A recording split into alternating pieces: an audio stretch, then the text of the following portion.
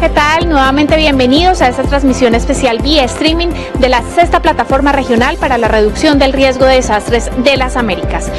Siguiendo con nuestra programación, continuamos con la sesión paralela número 10, Instrumentos de Planificación para la Gestión del Riesgo de Desastres. Sesión organizada por la Unidad Nacional para la Gestión del Riesgo de Desastres y el Departamento Nacional de Planeación de Colombia. En la paralela número 10 se encuentra para dar inicio Ana María Escobar con más información. Adelante, Ana María.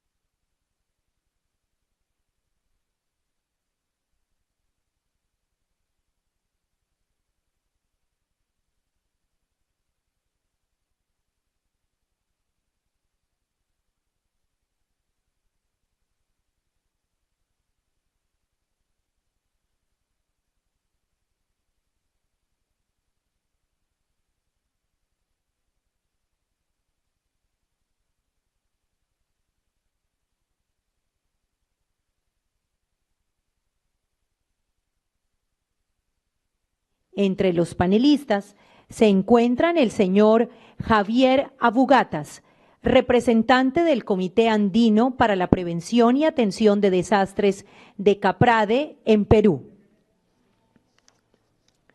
La señora Gisela Paredes Leguizamón, coordinadora de la Secretaría Técnica de la Comisión de Ordenamiento Territorial de Colombia en el Departamento Nacional de Planeación. El señor Michel Edwards, directora senior de la División de Mitigación, Planificación e Investigación de la Oficina de Preparación de Desastres y Gestión de Emergencias de Jamaica. El señor Franklin Condori, jefe de la Unidad de Contingencia Rural del Ministerio de Desarrollo Rural y Tierras de Bolivia.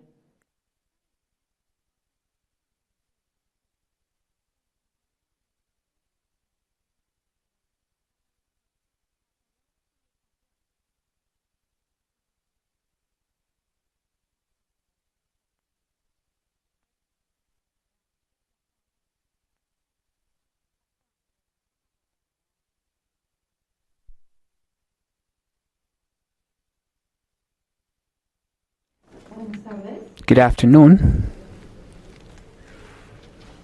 We want to invite Mr. Franklin Condori. Please come on stage to join our panelists.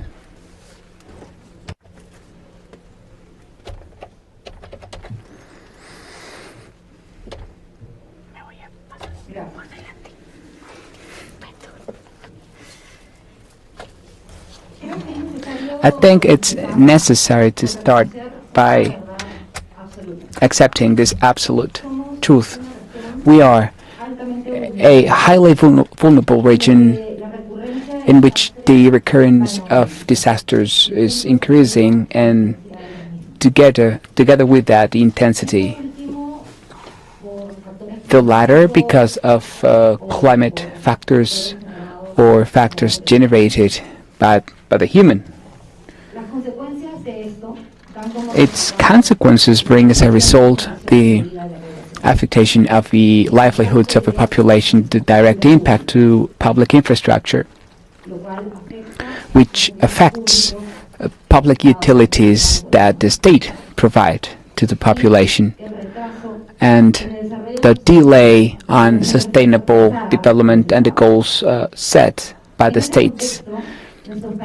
In this context, our countries identify the need to be prepared to reduce the impact of risks. They recognize that losses decrease the national reserves that could be destined for public investment in order to develop plans, programs, or activities that foster sustainable development and eradication of poverty. With the Sendai framework, the countries found support. And we identified 4 basic principles: to understand the risk, to strengthen the governance of risk management, the need to invest in disaster risk reduction, aiming at the path of resilience, and reinforce the preparedness actions against disasters for an effective and efficient response.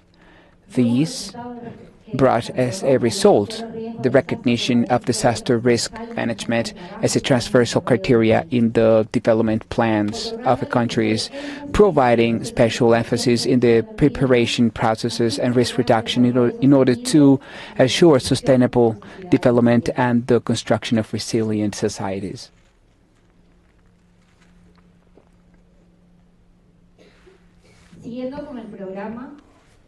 Now, moving on with the agenda, we're going to start with the presentations of our panelists. First is going to be by Mr. Javier Botas. As we mentioned, he's the chair of the Strategic Planning Center from Peru. He's representing the Andean Committee of Prevention and Disaster Management. Topic: incorporation of disaster risk management in the development plans of the Andean countries, prioritizing in prevention and reduction of risk. The floor is yours. Thank you very much. Good afternoon, everyone. I have been asked to speak about CAPRADE. This is the combination of 4 countries working on risk management.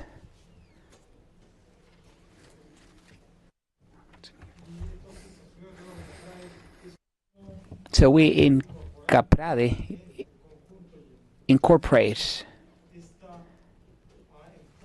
this approach coming from the 2030 agenda, stating, let's look at this together, let's look beyond all countries, and then we include everything that could affect the lives of a people. And of course, risk management is and prevention is a crucial topic.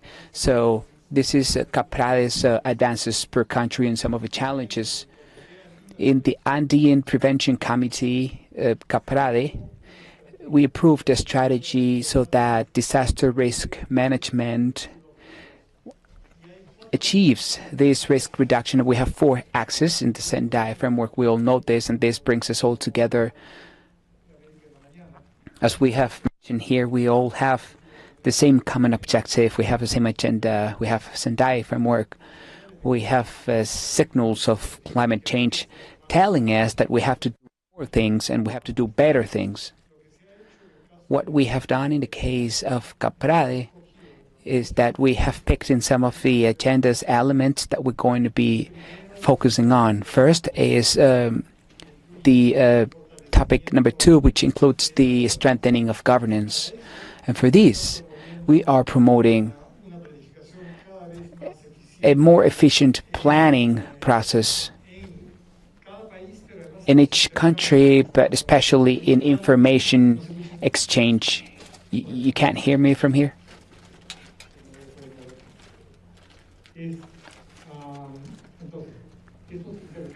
So this information exchange, which we have agreed all together as countries,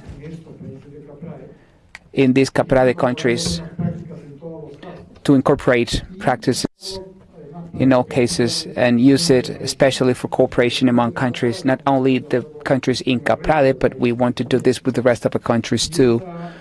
And this cooperation over the boundaries, again, we are all neighbors and our boundaries are common.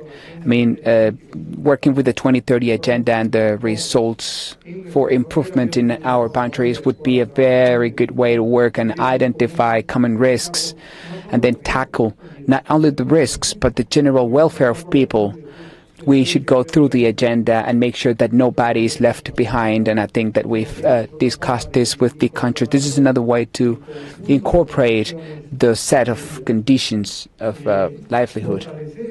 To reinforce then or strengthen these capabilities, it also means to improve public and private investment, and that fosters the participation of entities. There is always an emphasis in every country to say that they have the Ministry of Finance or Economy, otherwise the plans will not be financed. So this is the reason why Sendai is always there, to get to know reality better, and then we have to translate that into clear objectives in the territory and how we fund and finance these projects. So this is the first topic. What we're going to present now is briefly how each of the countries, we have Bolivia here, I don't have to present them, and this is how Bolivia has incorporated the risk management in the law through the Ministry of Defense and Planning, and how they have established as a national policy to understand the understanding of risk management. So this is an issue that Bolivia is very clear about, and the integrated planning system from the state is incorporating this to operate in risk management in any planning element coming from the state. So you're going to have this presentation so you understand the law better. And there is an incorporation in the economic social development plan that includes the risk management process as a very clear progress for each country. So the national program is aligned towards Sendai from Bolivia, so that we aim at the Sustainable Development Goals and the 2030 Agenda. In the case of Colombia, who's also present, we have the incorporation of the risks in planning, and that's included in the national disaster prevention and the decrees that have stated so. So there is a component for risk management in the development plans in every territorial entity. So this is about the territory, the observance of the territory, and then incorporate the transversal set of actions that are required. So we have in Colombia land use planning at a territorial level, and that demands that we have to zone and identify the risk and then correct it. And this is going to improve the management of the territory. So we have the plans that update the programs.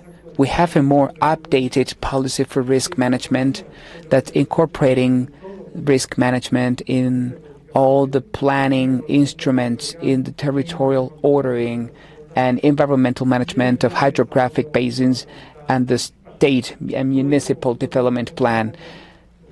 All this shows how these plans are present. In the case of Ecuador, the Risk Management Secretariat promotes this harmonization and complementation of policies. There are advances like having planning and management tools that facilitate these operations in the territories. So these territories is a constant that we have to focus on, precisely because of our diversity, especially the countries sitting here today. We have the Amazon, we have the Andean region, we have the coasts, we have the oceans. These all has to be taken into consideration for the design, and as you have seen, is present in all countries. These are the common elements that we have as Andean countries with certain characteristics. As Andean countries with all this climate change, and this, of course, brings other type of problems. So we defined minimum prevention standards in the management that is represented with transversal activities in the local development. These mandates that are constitutional has this risk reduction agenda at all the government levels, and this generates a dignified life for everyone in the territories. In the case of Peru, this incorporation of the latest mechanism of the state policies since the year 2002 and recently in 2010, they created a special policy, which is the disaster risk management and land use planning and ordering. This is two policies, and the system was updated for disaster risk management, and we have a plan for risk management. Recently, the National Planning Center has stated guidelines for the 2,800 entities to incorporate in their plan specific lines in each of the phases of disaster risk management. It means that in the future, every entity should have in the plans specific actions of prevention. It is not just having the document, but some action for prevention or some practical application of a plan, and then these specific corrections of the defects that I have found in my contingency plan or my business continuity plan. In Peru, we have these plans by the Constitution stating that at every level of the territory, the development has to be discussed not by the institution, by the group of entities in the territory. So there we are requiring the incorporation of risk management in their plans. So in conclusion, in Caprade, as you have seen, we are trying to do all this together and with other countries if possible. So what we try to do is to align the internal regulations for risk management. And I would say the 2030 agenda and Sendai looking forward for everyone. So this is how to incorporate risk management in practical terms, long-term actions, and the planning for sustainable development in the national policies and plans. This requires a huge effort and capacity building at a local level. This is difficult. In the countries that we have mentioned, everyone is doing an effort to land these plans at a local level, and oftentimes our entities are very small. And it turns out that we have to do more efforts to incorporate the monitoring processes and to create better knowledge. Finally, we have to continue working on this knowledge so that the indicators that we follow reflect these realities. And this is the meaning of creating real governance and local capabilities for this role. So this is what we're doing in Caprade, and Caprade has an action plan for the upcoming months, and we hope this helps to bring this into reality. Thank you. Muchas gracias. A continuación, la doctora Gisela. Now we have Mrs. Gisela Paredes, coordinator of the Technical Secretariat of Special Committee of Institutions of the Territorial Ordering Commission, will present the topic how the planning instruments contribute to the risk management of disasters.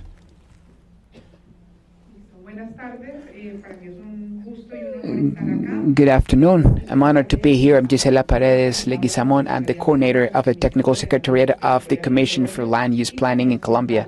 I'm also part of the National System for Prevention of Disasters and Risk Management in Colombia. First thing, I would like to tell you that in Colombia Law 1454/2011 created institutionality for territorial ordering. There is a commission, which is the institutions that you see above. We have permanent guests with the National Unit for Risk Management is one of the participants, and we have topic guests. Right now, it is 49 national institutions that participate in this commission.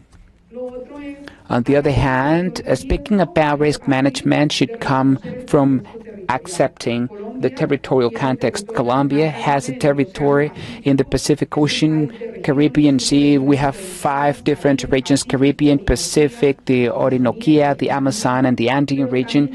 But also, we have more than 8,000 ecosystems we have in Colombia. In addition to that, we have a national system for protected areas where we preserve biodiversity of the country.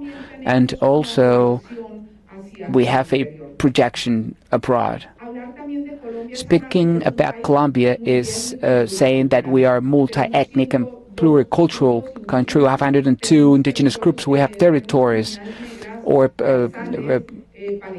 Afro-descendant communities, palenqueras, and coastal communities, but we have peasant communities and we have urban communities. What does it mean that we are fortunately multi-ethnic as we dictate in our national constitution?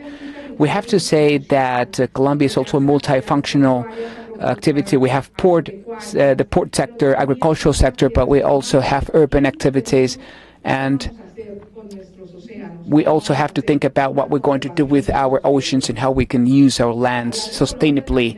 Speaking about Colombia, we have to say that we have a planning system that on the one side we have the environmental planning system, then we have the development planning system, and then risk and disaster planning. I want to tell you how this process has evolved, but all these countries go down to the territories.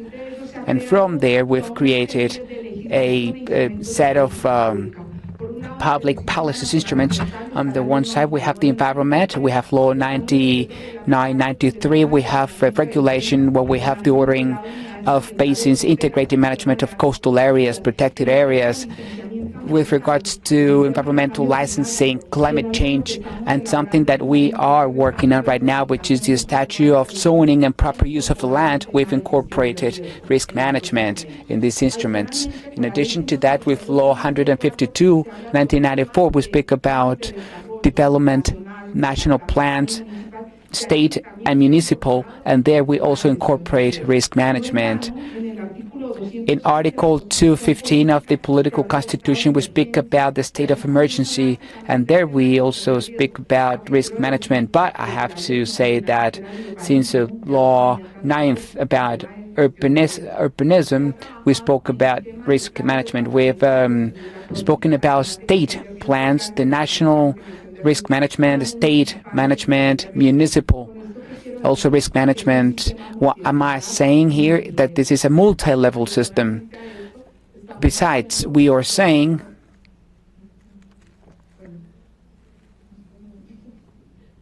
where did this come from?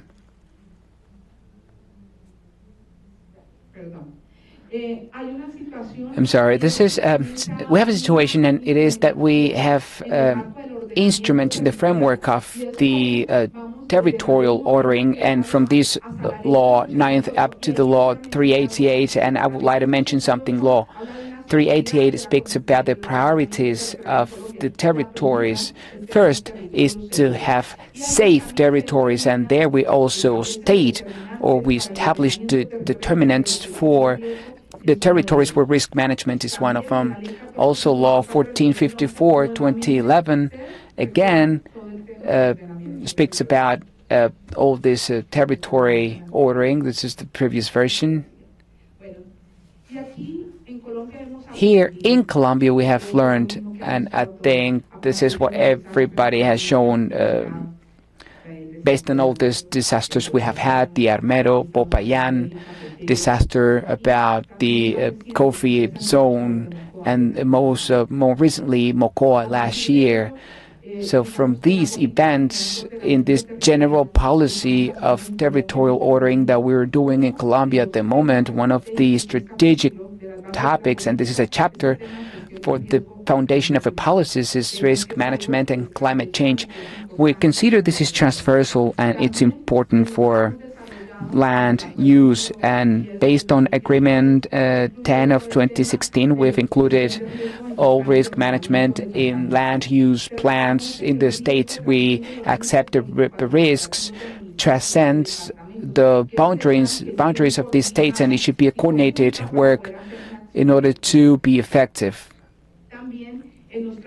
Also, in the land use plans, not only we have the general urban-rural component in the program of execution, but now the difference we have or before every municipality was looking at the risk issue, but sometimes the risk was from the other municipality that was doing or taking some measurements that were not the most proper measures. And now how we're seeing how to look at the levels above municipalities and states. Now, from the National Planning Department, this year we created the Index for Risk Management. This is an instrument that allows the municipalities to have updated information about risks in their municipalities in order to do public investments. We don't have the latest presentation, but I wanted to invite you to look at something which is the territorial portal. This is the kit territorial in the National Planning Department. There you can see that we have some input, which are the specialized chart for risk management. This is an input that applies to all municipalities and states, and we are about to launch in about 15 days the kit for land use plan, where our colleagues from the risk management unit and other institutions have been working to create this tool that allows to reinforce capabilities of environmental authorities, territorial entities, and communities.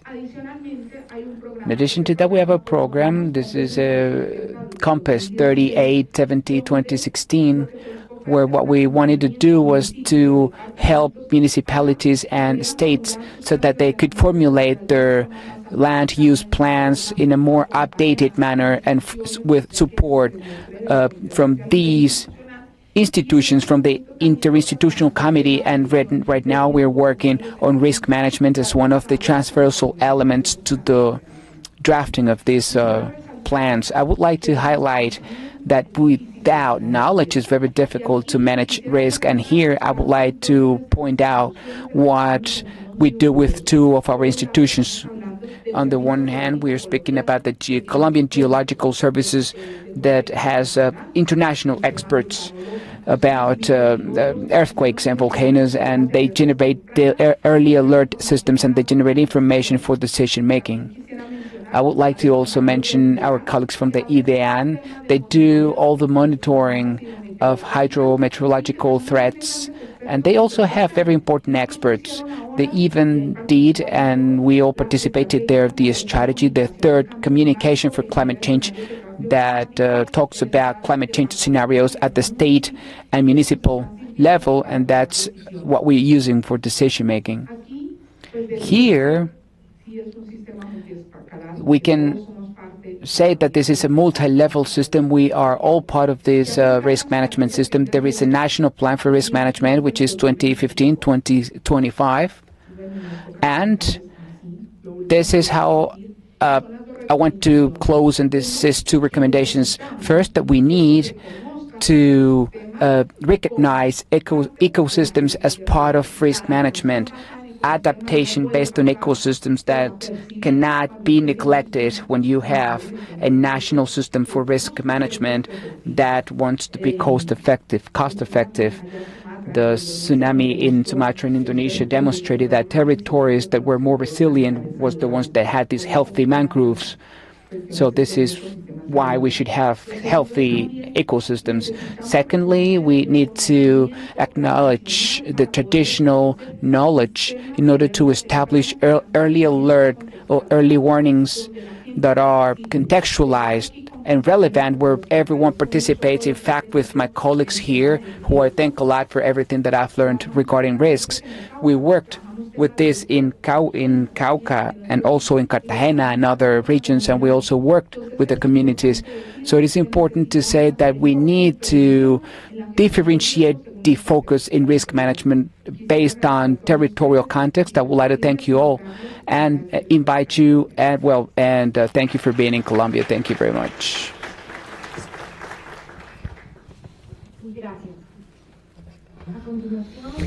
Thank you. We will pass the floor now to Ms. Michelle Edward. She's the Senior Director of the Division of Mitigation, Planning and Research of the Preparedness Office before Disasters and Emergency Management from Jamaica.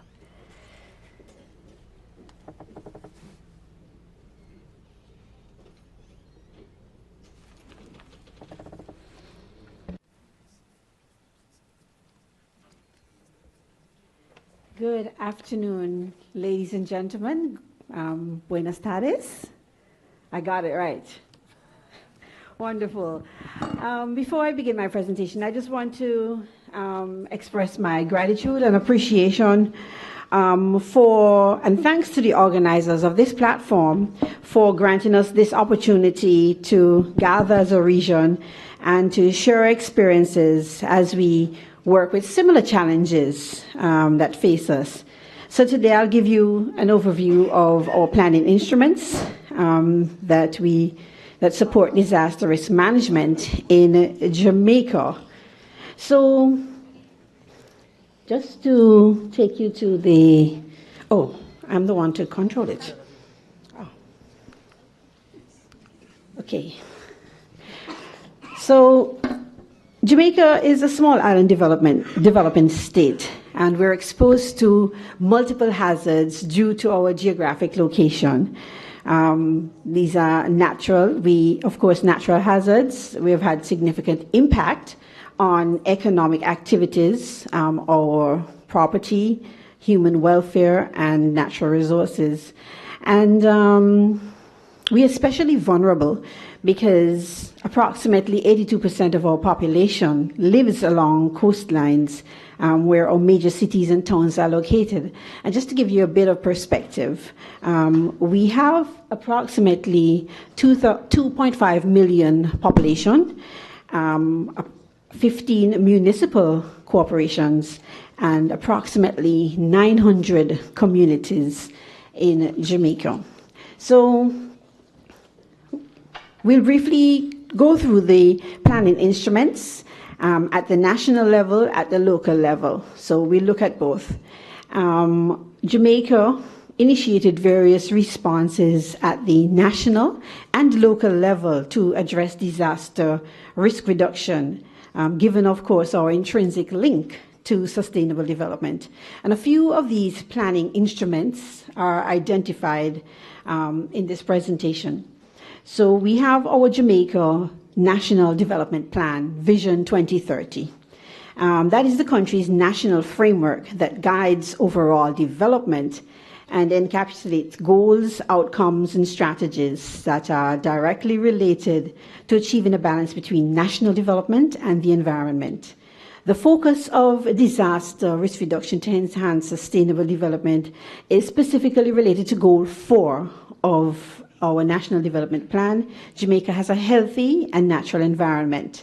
And outcome 14 of that plan looks at hazard risk reduction and adaptation to climate change. So at the very highest level of our planning process, hazard information is included.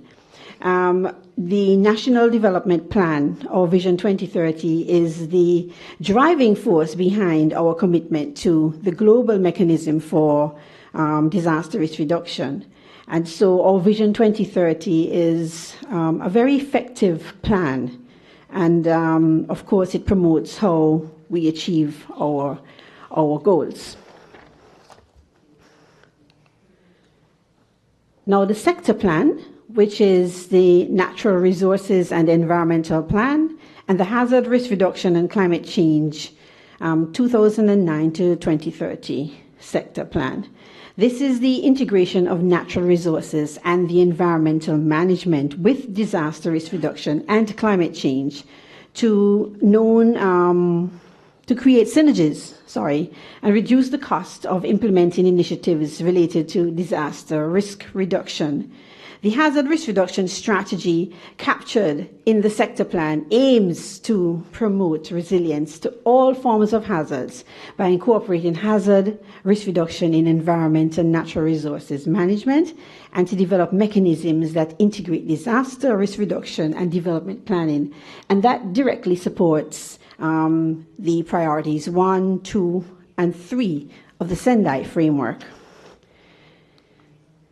At the national level, we also have a comprehensive disaster risk reduction policy. It is a draft. In 2005, Jamaica prepared a draft national hazard risk reduction policy to incorporate hazard and risk reduction in the national development framework. And this policy recognizes the role of hazard and the role hazard plays in information plays in sustainable development. Now, to better address disaster risks, Jamaica prepared a draft comprehensive disaster risk management policy, which will expand the national risk reduction policy to include new trends, policy directions, and of course to be consistent with the new thinking in our Disaster Risk Management Act, which was passed in 2015, newly passed. And so we are looking at updating the policy. So we take a look now at the local planning instruments that are used to support disaster risk management, and one of these is our local sustainable development plans. Now, Jamaica's local government authorities are mandated to prepare local sustainable development plans, considered as local roadmaps. And these plans enable orderly and balanced development and better management of urban and rural spaces to improve the quality of life and the residents while enhancing and preserving the natural capital. Now, the local sustainable development plans also promote disaster risk reduction. It is accompanying local policies and actions identified by communities and various stakeholders to be implemented to mitigate and enhance resilience. The plans establish a foundation through the availability of geospatial data, such as land use and community assets, to better promote and inform preparation of comprehensive disaster risk reduction plans. Currently, we have 5 out of our 14 jurisdictions that have completed development plans, and others at various stages of preparation. A complement to the local sustainable development plans is the multi-hazard risk reduction plan and strategy. Now, that is new on the block, a new kid on the block, and out of risk assessments that are done for local areas, we saw the need to develop hazard risk reduction plans and strategies. These will complement, of course, the local sustainable development plans, and it will outline the actions that communities and local communities and local councils need to take to reduce the risk of hazards. We are piloting that right now, and hopefully I will have results at our next meeting like this to share with you. The development orders are the zoning ordinances that are used to guide development, and all of us would know about the zoning orders in our planning processes. The Town and Country Planning Act and the accompanying development order are the principal planning instruments. The Town and Country Planning Act is currently in its initial stage of review at the moment, and a few development orders have been completed and are currently at various stages of preparation. The planning approval process, and it's quite interesting in Jamaica, because our development planning approval process actually incorporates hazard information. Development plans come to the Disaster Management Office, and hazard and vulnerability assessments are done on those applications, and comments are made to support development. So just to give you an overview, development applications are assessed against various planning instruments and the legislations and regulations. And of course, we spoke about the Town and Country Planning Act and the accompanying development orders already. And efforts are made to carry out hazard and vulnerability assessments utilizing historical data, local knowledge, research, trends, modeling, etc. The application of geospatial data and related technologies also being promoted to ensure that development applications are assessed utilizing modern methods of technology to limit vulnerability. I wish to add that hazard risk reduction and vulnerability assessments are currently a priority for us in Jamaica. We think it is very necessary for us to understand the risk and to base our decisions and our planning on data. And so we have embarked on, articulating that across the country. Approximately, we do have hazard vulnerability studies for 12 of our coastal towns. We are embarking on 2 others in the coming year, two coastal towns and one for one of our watersheds. Now, in the development application review process, I just want to highlight some other documents that are used in the planning process. And this is our water harvesting policy. It does 3 things. It's a policy for rainwater harvesting in new developments to limit runoff. It also articulates a lessening of flooding and also provide water during droughts.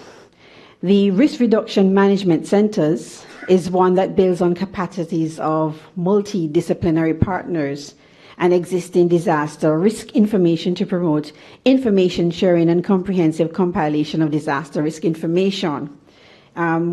We have currently implemented a risk reduction management center in one of our municipal corporations, St. Catherine, and we are approaching implementation in 2 other municipal corporations with funding that we have received from the UNDP. A more recent initiative is the Climate Disaster Risk Screening Tool.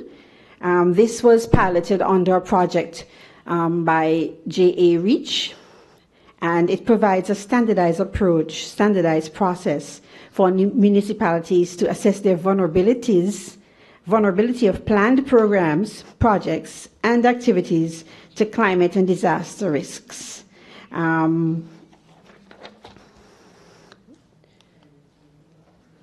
Jamaica is very serious about disaster risk management. We, of course, initiate various responses to address disaster risk reduction, notwithstanding much of the problems that hinder progress. So I'll just highlight a few of those.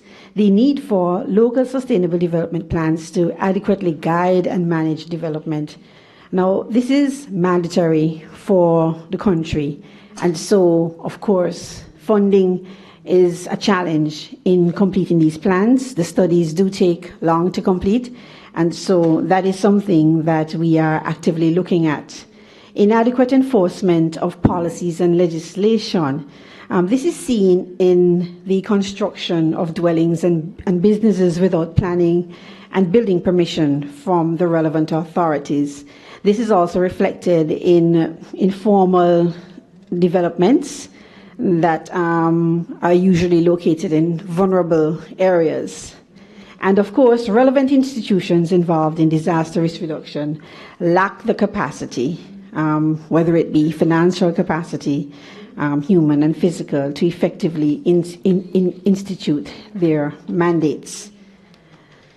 The lack of adequate predicting and forecasting to inform decisions is something that we are very concerned about.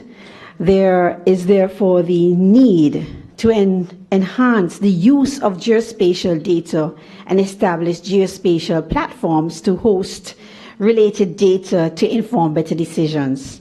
Currently, we are preparing another national spatial plan, which will accompany the national spatial information, will become accompanied by a national spatial information platform. This will support another initiative which is in progress, which is our national risk information platform, which will host data, risk data and research. And my last 2, the need to better facilitate the organization and empowerment of communities and to enhance the relationships between national and local governments are some of the challenges that we face. So I just wish to thank you for listening to this presentation, And I just want to wish you all a very good afternoon.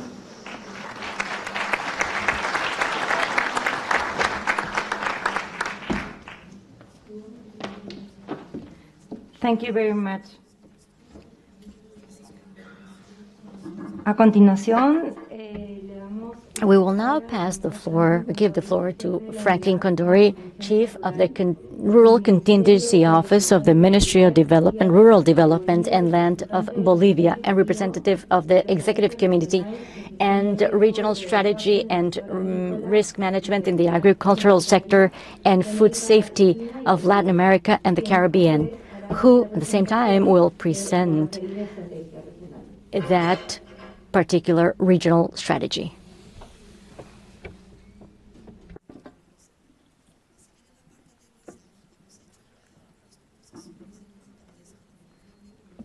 Bueno, muchas gracias.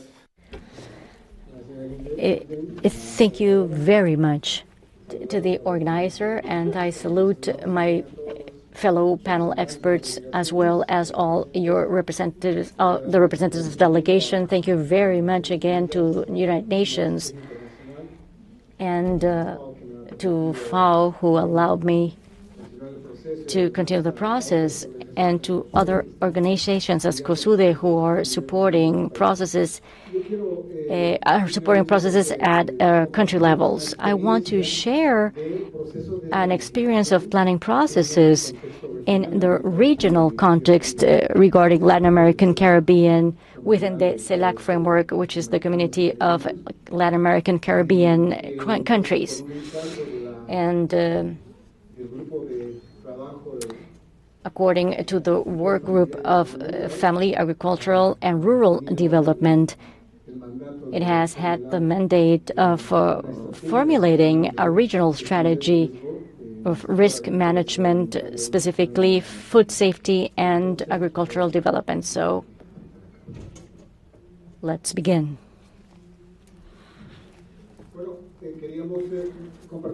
I want to share with you the following data. As you can see, the adverse events of disasters, particularly due to climate and hydrological and meteorological effects, I'm always talking about these factors, have been generating effects during the past 3 years, specifically 2015, 2014, and we have been able to verify that 23% of the damages and losses are due, obviously, to the hydro and meteorological causes, and have been absorbed by the agricultural sector, and they have to obviously have given a loss of $22,000 million. And these losses have to do, it's important also to refer to year 2012, which has been critical in the Central American countries. And due to the Roya crisis, they have had 42% of losses in the coffee production and 40% of losses in exports. And there are a lot of data with regards to the impacts that the agricultural context has had. If you analyze the different events as hurricanes, tsunamis, and a series of other events, we could say that the damage is even greater, because what we have is the limitation of the agricultural quantification, because we have not had proper adequate measurement tools. But starting from these tools, we want to move forward. It's important for you to consider that the strategy has a very important aspect to be considered, and that's the family agriculture, which is the most vulnerable sector. We've made a lot of works in terms of reducing the humanitarian perspective. However, the family agriculture has other connotations which really have to do with the means of life. I've worked with the civil defense several years, and I've been linked to know what humanitarian assistance is and trying to comply with several protocols. But I've also understood that in the rural environment, families, specifically members of this family agricultural area, will never leave their assets. It can be a hen or a swine. They represent assets of the family, and that is why in many of the cases during an emergency, people just run off and leave their things behind, because it means that they would need a certain procedure in order to avoid or prevent the risks for their lives and their assets. So now we are aware that this impacts in this agricultural or family agricultural environment that have to do or depend upon the climate, and also they have also the use of practices which aren't well sustained, and also there's a weak capacity of preparing and recovering before disasters,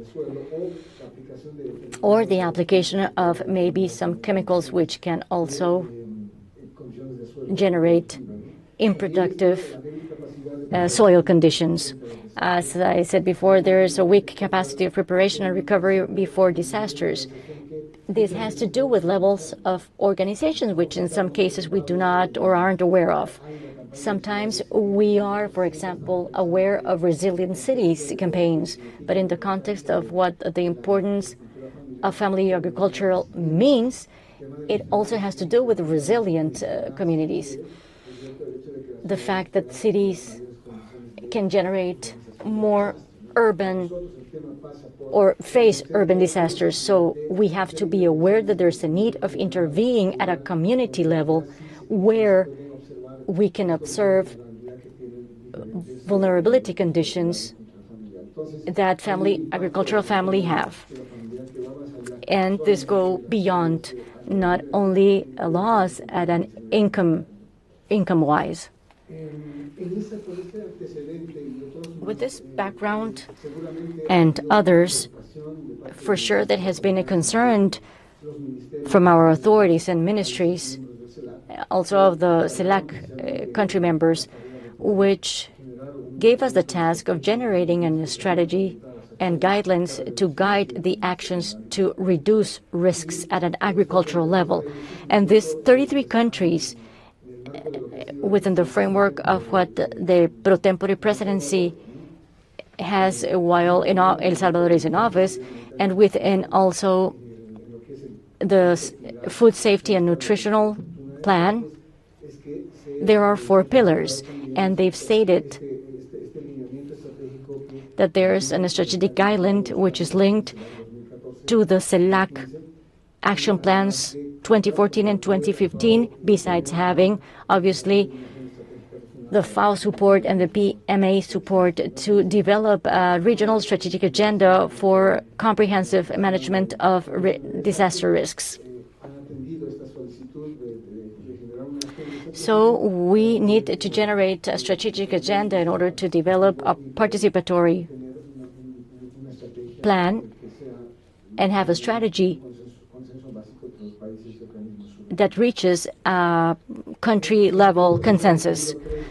This process has had 3 successive technical consultancy rounds, both technical and virtual, 2 consultations, one at a political level, another at a regional level. One was done in Paraguay, and the one in Montreal 2017. First, there was a ministerial meeting. The second one was in Montreal. So what it was done was to organize a technical committee which has been gathering experiences of countries that are members of CELAC, and has also grouped knowledge related to disaster risk reduction.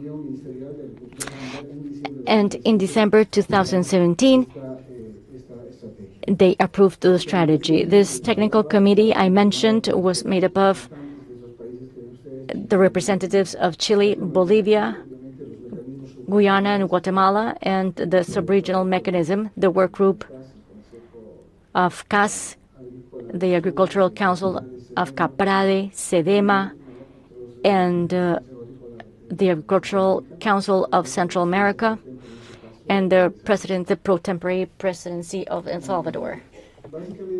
And basically, this instrument, which supports Plan San CELAC, looks to strengthen the family agriculture, which is the most vulnerable sector, and it also considers the agricultural production from a perspective of means of life by enforcing its relationship with sun.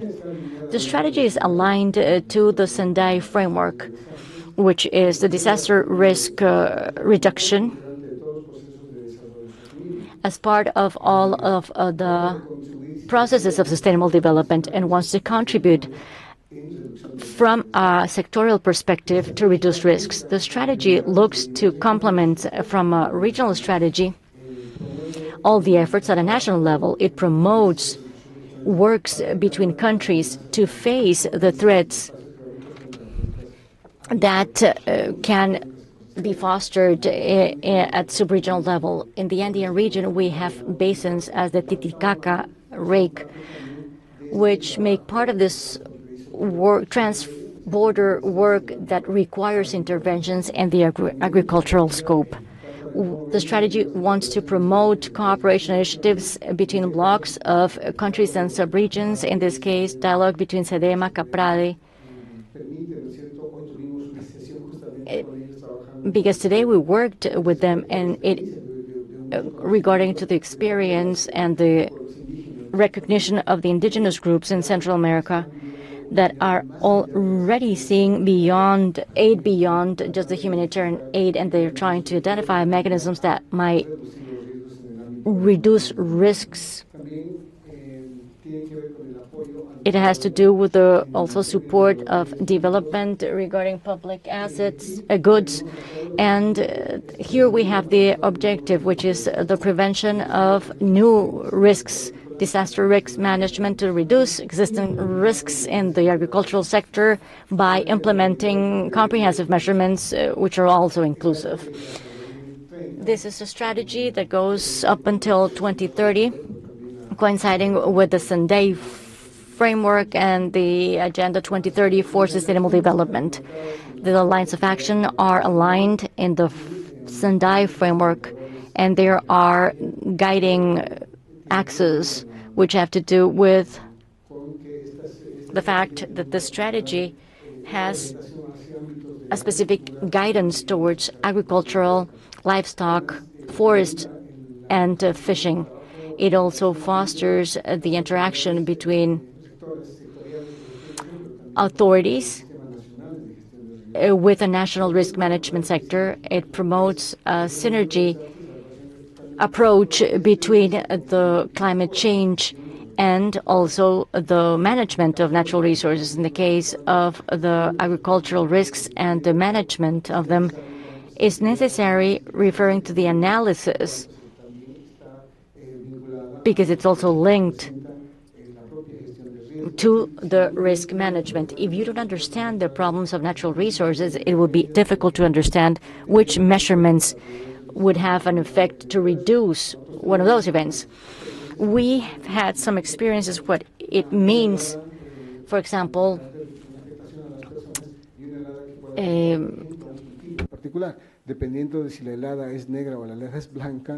for example, if there's a frost, if it's white or not, and this would require a comprehension of what natural resources are. And we have their components of natural resources management, which is an element, a basic element to approach it. This strategy also recognizes the importance of what the academic work is, and as well as the academic and scientific progresses, not only at a university level, but also technical institutes, the meteorological services, and all of this technical and scientific environments might contribute to achieve or at least identify actions in the technical environment to generate other parameters allowing to perform measurements and reduce risks. We also acknowledge the importance of including all the role players in the process. This has to do with other sectors. We are referring to the water sector.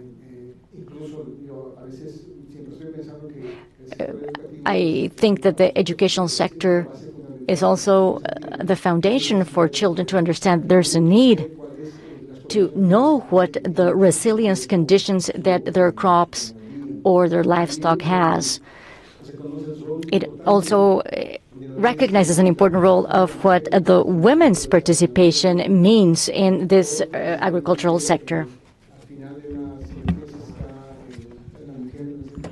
At the end of the day, we have women there trying to recover from those adversities and emergency disaster situation, and there we have a basic knowledge so we can have the recovery of the productive activities.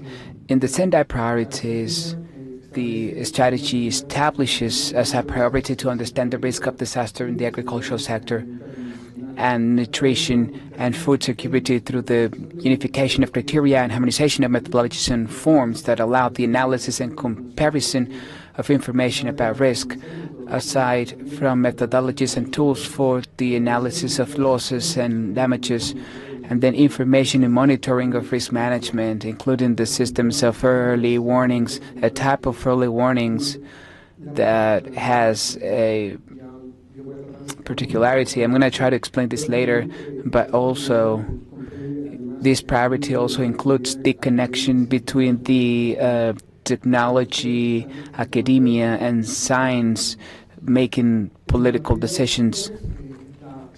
Number two, we have the strategy that aims at strengthening governance and nutrition and food security, incorporating resilience in the agricultural sector, in the political strategies and transversal plans for risk management and climate change, and also,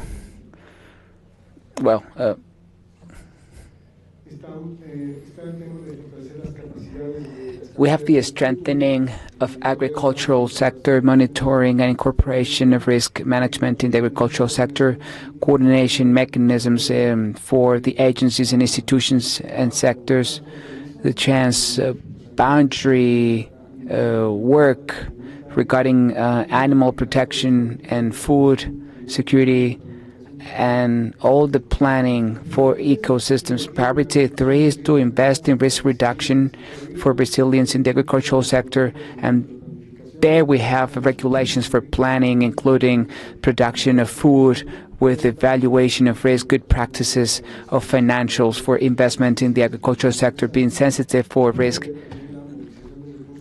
and the development funds for climate change and public-private partnerships.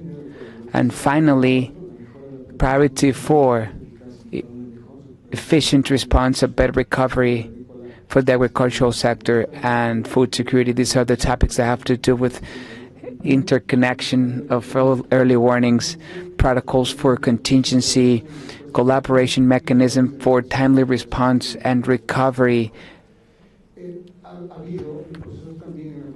There has been a process for the construction of a strategy to generate not only the executive committee but also the advisory group that incorporates the different allies from the resources point of view, allies such as the Inter-American Bank of Development and technical academic institutions in different instances that have been participating in this advisory group to support the implementation of the strategy with initiatives that are grouped in commissions, information commissions, for instance, probabilistic analysis with different scopes of responsibility, helping with the implementation. So family agriculture, also through the Senado, determine the context of governance to implement the strategy. Simply, this chart I wanted to show last because the strategy, regional strategy for risk management of disasters in the agricultural sector, nutrition and food security is already generating these strategic elements important in order to formulate national strategies. One of these is the National Strategy for Risk Management and Adaptation to Climate Change and Resilient Culture that has been developed in Bolivia. It has a very specific instrument, which is the early warning system of agricultural nature. These are systems that require specific work in terms of risk analysis that has to do not only with climate change indicators, but also indicators of land and soil. This is it. Thank you very much.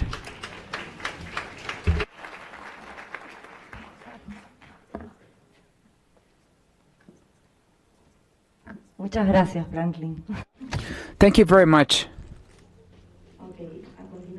Next, and to close our panel, we want to give the floor to Mr. Juan Francisco Pacheco, official of public management and open government of the Latin American Institute of Economic Planning and Social Planning, part of the ECLAC, Planning Instruments for a Sustainable Public Investment as a tool provided to the countries in the region.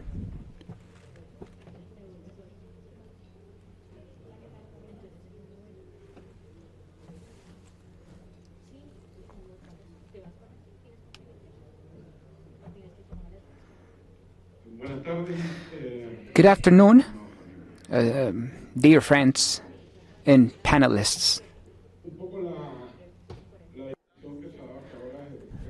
This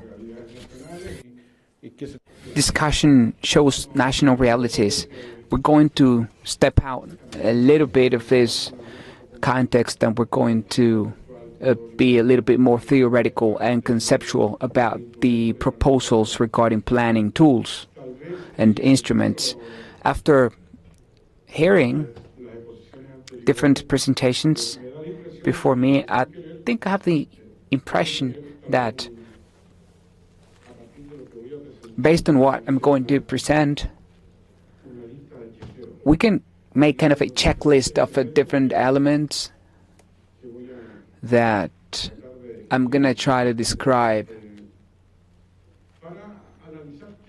to analyze what we're doing good, what we're doing wrong, and also for you to tell me what I could be missing. When we talk about planning as a task, as a responsibility of the state in these modern times, we're speaking about how we think the public action from here to into the future, what we're going to do. And in this state action or this planning role, we say that there are three basic roles, three basic functions of planning. These functions have to do with a long-term vision. It has to do with coordination and evaluation, so that we think about what we're going to do for the future, try to implement it, and of course, evaluate it so we can learn from it. That evaluation to learn is difficult. Instead of just, raising or lowering salaries, that's a very difficult task. First, we have this, within this logic, this rationale, we speak about a strategic action. When we speak about a strategic action, we're speaking about a chain of levels, from general levels like the country vision or future vision. As you have proposed, we've thought about future scenarios. That's what we're talking about here. We are also speaking about different options for democracy in society. We are also speaking about what people think about these options or possibilities. The people is who think about these trends and where the future is going. Therefore, we put it here as the inspiration for these visions of a future. Then we speak about the policies. Now we are moving towards more consistent elements, and this is decision-making, what I'm going to be doing for health, what I'm going to be doing with the budget, what I'm going to be doing with the economy in general, with the finance, with education, and what I'm going to do if I want to have a resilient country, or at least vulnerable. And then, or less vulnerable, and then, okay, we agree on these big objectives, and now we put them into plans, national plans, sector plans. They have a very interesting thing. Rolando Franco, by the way, said in one of the texts, he said, you can have a plan without even writing it. And then you can also have coordination without writing it. Now, what the plans are for, we don't know, but they're there. We can do it. Now, the thing about this plan is that what the government does, or the authority does, is to just leave black and white what the commitment is. Normally, the policy is very abstract. It's, pretty... we all agree, but when we get down to the plan, ideally, those elements that are being set, explain what they are all about. I heard that from Argentina, he said, the chair of the Latin American network, he said, what I expect is the president of a country tells me that they want to improve education. Then he told me, but I have a problem. Because I would like to say that I'm going to have 3,500 new schools and 1,500 children enrolled. I don't have that normally when we create the policy. That can be proposed in a plan. And from these plans, and there we identify what the programs are. When we talk about the programs, it's a set of actions or projects linked to the objective of a policy or the objective included in the plan. So these projects or actions that are in the lower part of this triangle are indicating the micro-level interventions in human groups, very specific. That's the structural foundation of planning. If we don't have good projects or those actions by the state well-defined and agreed upon and well-structured, more likely these plans with this or without these actions from the foundation cannot build, in the end, that vision towards the future. This wouldn't work. Even if you have a good alignment or you have a good strategic line from vision to project and actions, if you don't have the other three things. Okay, we said that community is inspiration. Now, organic structures that are capable with enough capabilities, to carry out these actions. We have sometimes very good intentions at strategic level, at the policy-making level. Whoever says what the budget is going to be, but we don't have capabilities at the base to carry out the projects. On the other hand, we need a budget, proper budgeting. That budget talks to these objectives and projects. Difficult thing, especially when we always count on a budget that is based or that relies on tax. We should have a budget that involves the private sector, how we can be flexible with this, and especially the banks. Latin American banks does not incorporate to development yet, and this is a pending task, how we incorporate the private Latin American banking.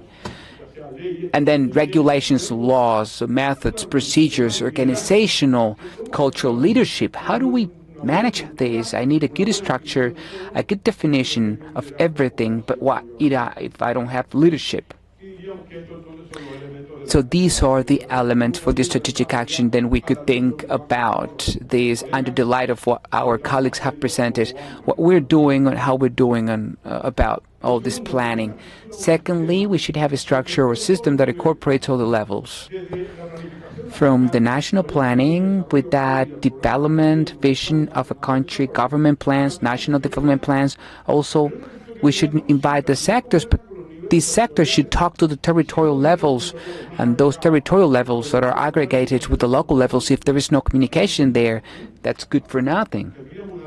We would have a dysfunction or asynchronity in the development that has to communicate, especially when the sector level is a level that is a part of it.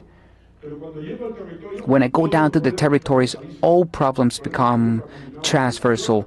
Education is combined with water, with health, and sectors work with health, education, and water. So there is a need there or here for communication. How do I support these issues? Every instrument and procedure and technology that helps us communicate so that information flows faster. But if we don't have any rules for functioning of this legal framework that allows this culture for planning, that's not going to help. And we have all the levels. We have the national level down to the planning of the organization. Let me insist here, this without a budget does not work. What are we doing in the regions in general? You saw in Ecuador. I'm going to show you something. Regarding this event, they have the territorial committee for the risk unit. They're incorporating these elements in their development plan in Guatemala. We have the risk analysis, put the risk map and other elements that incorporate in this dimension. Dominican Republic also has in their development plan in Axis 4 everything related to this. What else are countries doing? A revision of what we have in development plans. This is all the countries that have something to say in their development plans today. What other actions? Entities for risk management, risk evaluation, earthquakes, climate change, budgets to take care of emergencies. They also have an emergency office with their resources. They have a budget for emergencies and so on. There is a list here for actions. I'm going to speed up a bit here. This proposal is new from BID. They speak about infrastructure, sustainable infrastructure. You see this long list included in sustainable infrastructure, and they have a point there for climate and natural disasters. Well, they have 4 big dimensions, and within these dimensions they have other aspects. Key concepts.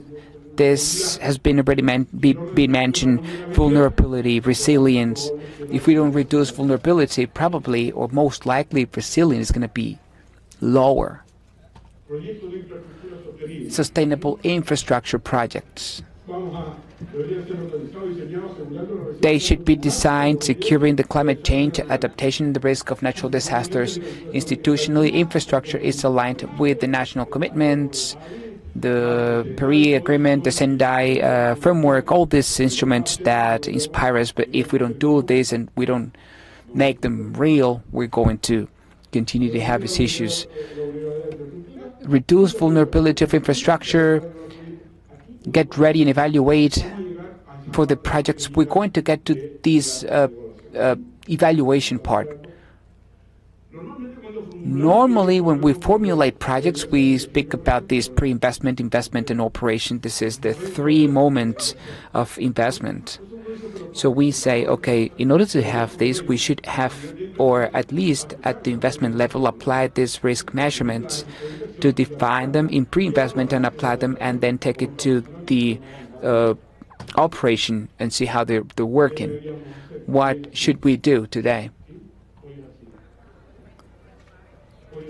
This is how it looks today. Today we formulate projects this way. What is it that we're proposing quickly to incorporate other elements in the formulation and evaluation of projects?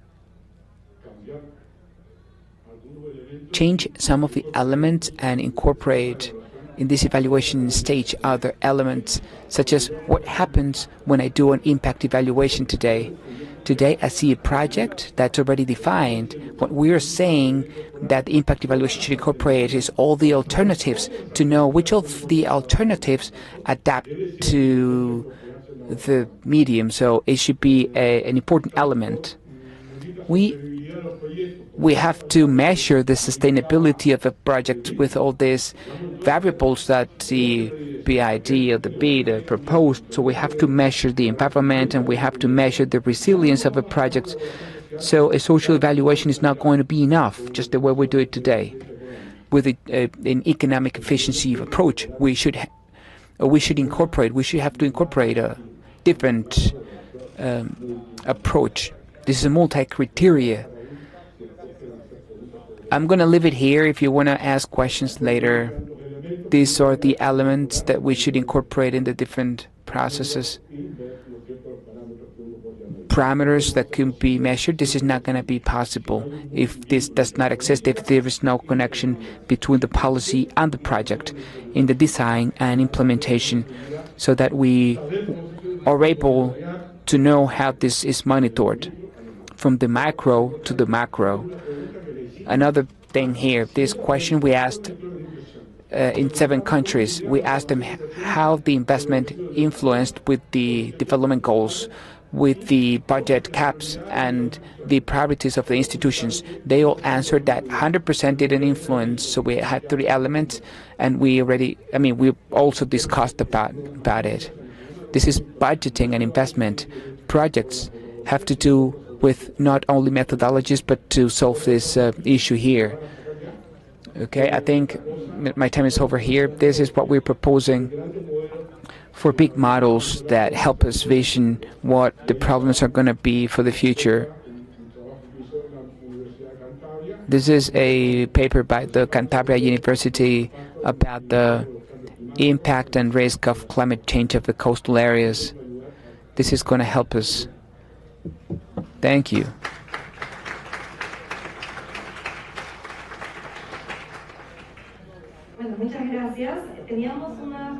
We had some questions, but we are over time now, so these questions are going to be answered and then email back to you. Thank you very much for your attendance.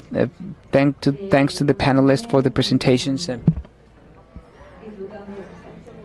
Have a good afternoon. Thank you. Bye.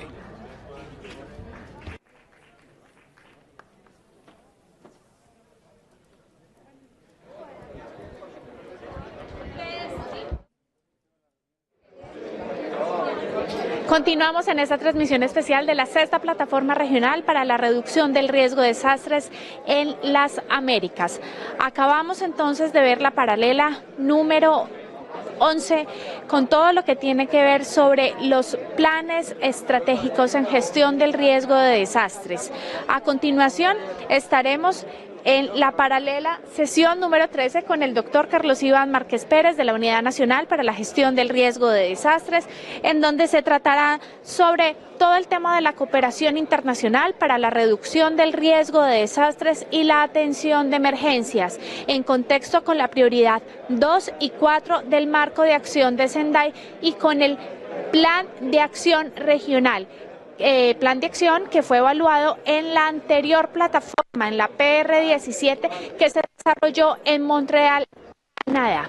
En este sentido, damos paso entonces al desarrollo de esta paralela y nos vemos en la transmisión del noticiero, el resumen de toda la plataforma regional a las 9:30 de la noche por canal institucional y vía streaming.